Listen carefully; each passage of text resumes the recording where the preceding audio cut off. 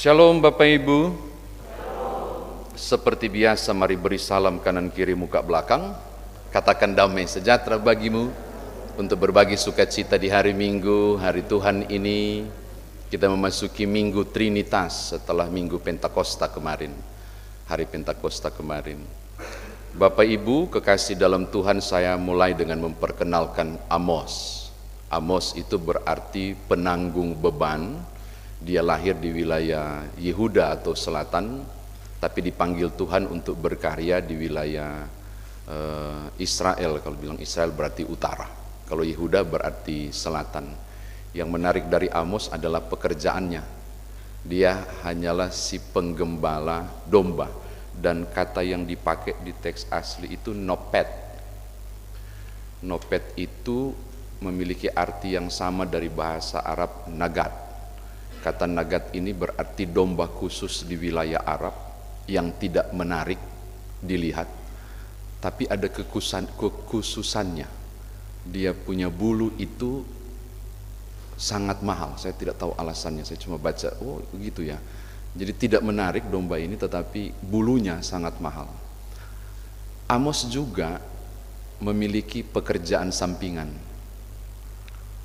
pemetik buah ara hutan. Saya penasaran kenapa dibedakan buah ara dan buah ara hutan. Ternyata khusus buah ara hutan Bapak Ibu itu biasanya hanya dibeli oleh masyarakat yang kurang mampu. Nah, dia ada pekerjaan sampingan itu. Tuhan memanggilnya di masa 2 kerajaan, nanti baca aja di Amos awal-awal pasal 1 itu. Di saat utara sedang mengalami puncak yang luar biasa, di saat mereka sedang hebat secara politik, ekonomi, bahkan juga mereka sangat kuat dalam wilayah militer. Jadi ini luar biasa tentang utara ini. Tetapi tolong lihat pasal 4 ayat 10 sampai dengan ayat yang ke-13. Ada kesalahan fatal yang dilakukan oleh umat pada waktu itu. Israel yang diberkati dengan kekuatan militer, ekonomi, bahkan cukup berjaya mereka dalam sistem pemerintahannya. Ternyata kehidupan di dalamnya tidak menunjukkan refleksi berkat Tuhan. Mereka hidup tidak takut akan Tuhan. Bahkan Alkitab berkata ayat 11 sampai 12, mereka menindas orang miskin. Orang-orang yang tak berdaya itu bukannya diangkat, malah yang jatuh ditimpahkan tangga. Bahkan kalau bicara tentang sistem keadilan ayat 12, terjadi suap di mana-mana, sehingga orang benar bisa jadi salah dan orang salah bisa jadi benar.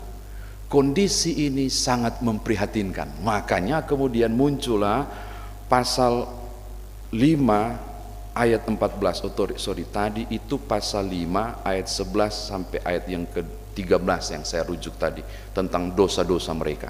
Nah, di pasal 5 ayat 14 sampai ayat yang ke-17 kita menemukan hal yang menarik tentang reaksi Tuhan terhadap berbagai perkara mengerikan pada penindasan orang-orang miskin dan perilaku tidak adil lewat suap pada sistem peradilan pada masa itu.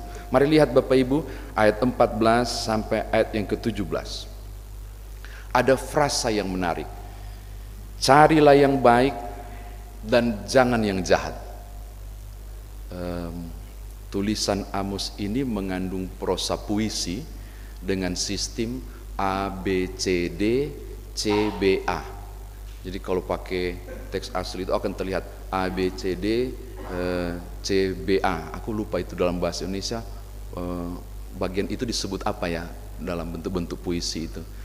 Ada yang A, B, B, A dan gitu-gitu kan, pasti pernah dengar Bapak Ibu. Nah itu A, B, C, D, C, B, A.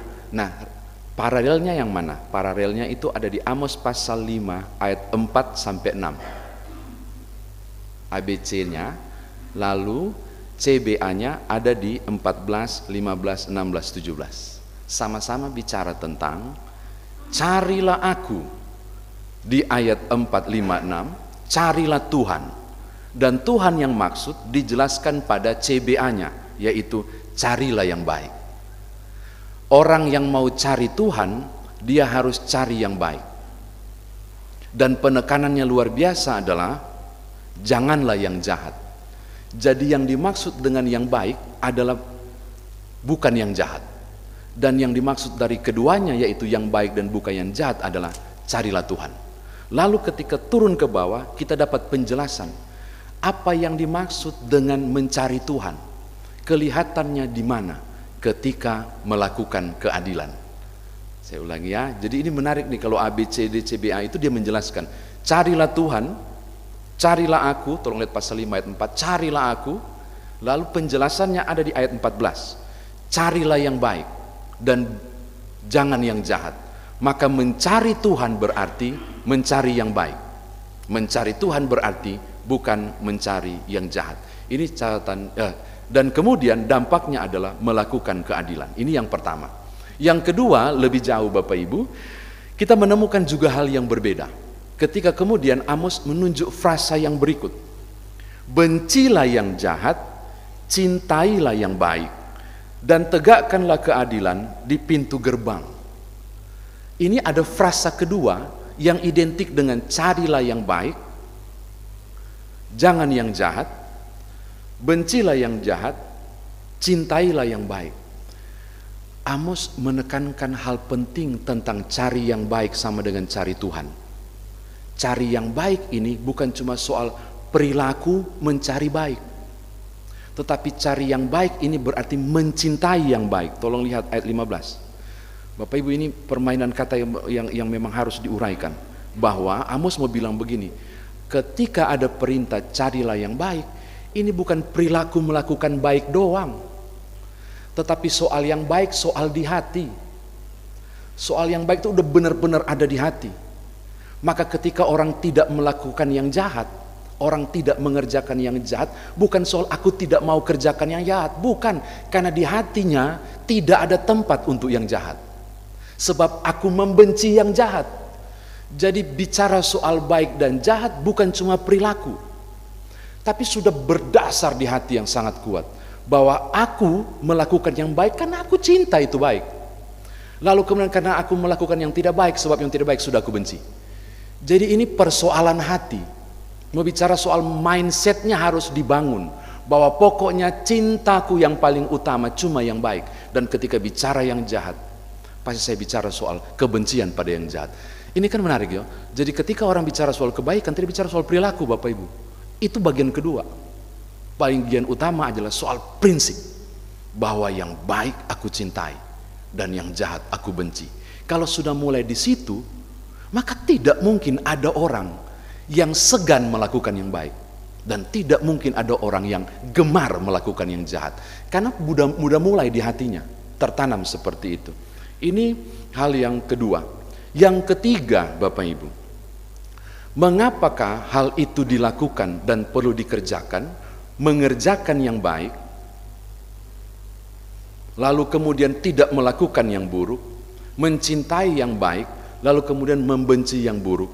Alasannya lihat ayat 14 bagian B, supaya kamu hidup. Dengan demikian Tuhan Allah semesta alam akan menyertai kamu seperti yang kamu katakan. Sebenarnya ada masalah di situ Bapak Ibu. Masalahnya adalah setiap kali beribadah mereka katakan, kami umat yang disertai oleh Tuhan. Bapak Ibu tahu, Israel itu bukan tidak pernah beribadah. Saking getolnya mereka beribadah, tempat ibadahnya ada banyak. Tolong lihat ayat 5. Ada di Betel, Gilgal, Betsheba.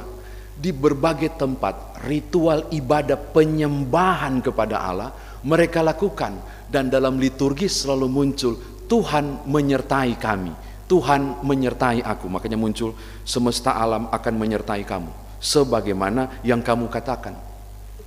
Tapi Tuhan kasih balik, ternyata bukan cuma ibadah ritual, bahwa penyembahan kepada Allah, ibadah yang luar biasa dilakukan di berbagai tempat itu, jika tidak diikuti dengan perilaku hidup yang benar, penyertaan itu tidak terjadi.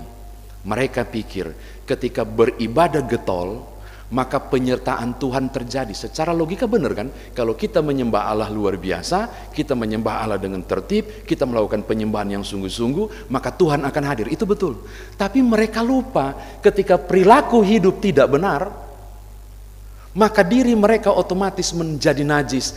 Kekudusan tidak mungkin berjumpa dengan kenajisan, kendati pun penyembahan dilakukan secara benar. Saya ulangi. Kekudusan tidak akan berjumpa dengan kenajisan. Sesering apapun Israel nyembah Allah secara benar. Tapi kalau perilaku hidup mereka tidak benar, mereka tidak tahir, mereka menjadi najis. Sehebat apapun, dimanapun di berbagai tempat ibadah itu dikerjakan, Betel, Gilgal, dan Betsheba. Tapi kalau hidup mereka tidak benar, najis di mata Tuhan untuk hadir dalam kumpulan raya. Makanya dia bilang, kalau kau mau mengatakan aku menyertai kau, kau harus lakukan ini. Walaupun ibadahmu getol, tapi engkau tidak cari aku sungguh-sungguh. Jadi Bapak Ibu, mereka kelihatan kudus saat ibadah. Tapi di luar tempat ibadah, perilaku hidup mereka sungguh najis di mata Tuhan.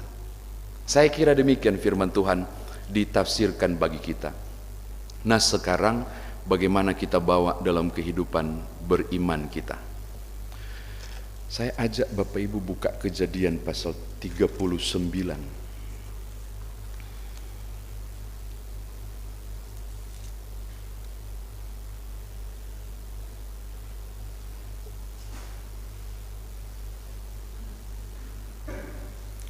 Ayat 8 dan ayat yang ke-9. Ini kisah Yusuf menolak tergoda pada istri Potifar. Ini jawaban dia dan alasan dia kenapa dia tidak mau tergoda. 39 Kejadian ayat 8 dan 9 saya bacakan secara cepat. Tetapi Yusuf menolak dan berkata kepada istri tuannya itu, dengan bantuanku tuanku tidak lagi mengatur apa yang ada di rumah ini, dan ia telah menyerahkan segala miliknya pada kekuasaanku. Bahkan di rumah ini ia tidak lebih besar kuasanya daripadaku, dan tiada yang tidak diserahkannya kepadaku selain daripada engkau, sebab engkau istrinya. Bagaimanakah, garis bawah ini, bagaimanakah mungkin aku melakukan kejahatan yang besar ini dan berbuat dosa terhadap Allah? Perilaku hidup yang benar itu dimulai dari hati Bapak Ibu, bukan dimulai dari action perilaku untuk berbuat baik. Bagaimana mungkin aku melakukan kejahatan dan dosa ini kepada Tuhan? Karena Yusuf sangat mencintai Tuhan dan dia mencintai yang baik. Maka godaan apapun, waduh Bapak Ibu kalau baca berapa lama istri Potifar menggodanya, Alkitab bilang bukan cuma satu kali, bukan cuma dua kali, tapi Alkitab bilang tiap-tiap hari. Oh tiap-tiap hari, ampun. Tapi ini soal prinsip hati. Cintaku takkan pernah tertinggal untuk meninggalkan Allahku yang baik. Maka godaan sebesar apapun untuk menggiringku berlaku pada yang jahat, saya tidak mau main hati. Penting Bapak Ibu. Saya mau katakan hal pertama, prinsip saudara berbuat baik dalam ketaatan kepada Allah mesti mulai dari sini. Kalau engkau sungguh mencintai Tuhan dan mencintai yang baik, engkau pasti membenci yang jahat dan tidak mengerjakan yang jahat. Kalau saudara masih tergoda, saya masih mempertanyakan dan perlu bertanya pada diri, jangan-jangan aku sungguh tidak benar mencintai Tuhanku. Karena orang yang mulai dari hati sungguh-sungguh.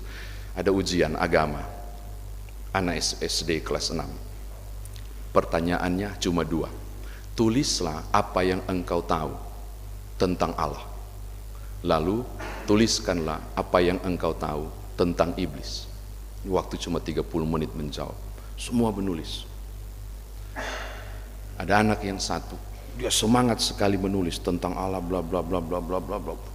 Panjang banget. Menit-menit terakhir gurunya kasih tahu, tinggal 5 menit ya. semua sudah mulai di sebelah kiri mana sini ya, kiri tentang iblis, dia masih tentang Allah, dia tulis terus 3 menit ya, dia masih terus sampai detik terakhir. Oke, 1, 2, 3 tutup. Akhirnya di sebelah kiri itu dia cuma tulis satu kalimat, sudah kumpul. Setelah kumpul, minggu depannya dia dipanggil oleh guru. Sudah tahu? Itu anak itu menulis tentang Allah, itu HVSV 4 F4 itu bolak-balik dia tulis.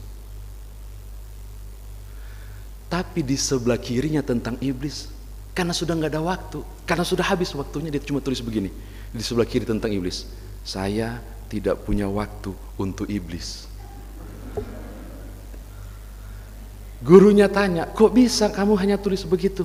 Saya keasikan dengan bagian Tuhannya, Bu, sehingga saya tidak punya waktu untuk iblis. Saya nggak tahu dia dapat nilai berapa, tapi saya mau katakan ini kepada saudara: engkau tidak punya waktu untuk iblis, pakai prinsip itu. Engkau tidak punya waktu untuk berbuat jahat, pakai prinsip itu, karena engkau keasikan dengan Tuhanmu. Amin. Gitu loh. Jadi mulainya dari hati, supaya ketika mulai dari hati engkau tidak akan tergoda untuk melakukan yang jahat, karena penggodanya banyak di sekitar saudara. Pulang gereja ini sekalipun godaannya akan banyak, tapi kalau sudah mulai pada prinsip hati, engkau tidak akan melakukannya. Ini hal yang pertama. Hal yang kedua, di bulan Pelkes, Bapak Ibu, yang benar Pelkes atau Pelkes, itu kadang namanya pelayanan kesaksian atau pelayanan kesaksian, kayaknya gitu ya.